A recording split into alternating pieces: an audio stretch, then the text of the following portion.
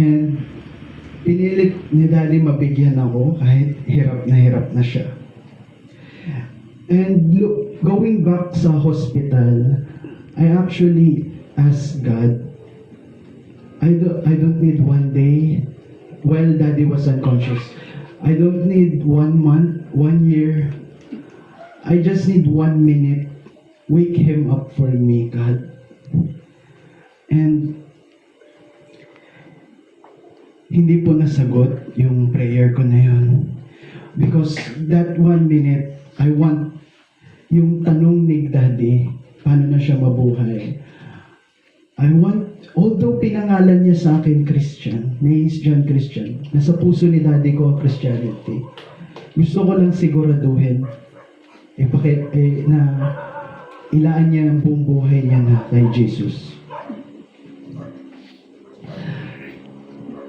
Pero hindi nasagot. And I realized kung bakit.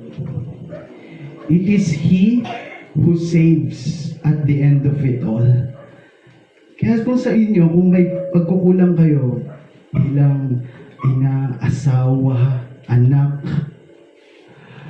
gawin niyo yung best niyo. Keep God first place. That's the only way to truly love your family. Pero at the end of it all, it is He who saves. Kaya huwag na kayong mag-guilty masyado. Kagaya ko. Be healed. God wants us to be happy still.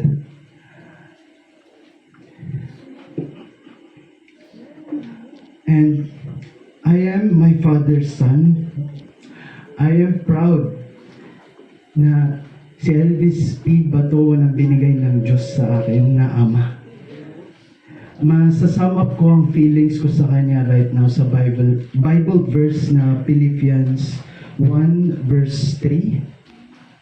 I thank my God upon every remembrance of you. He was a miracle.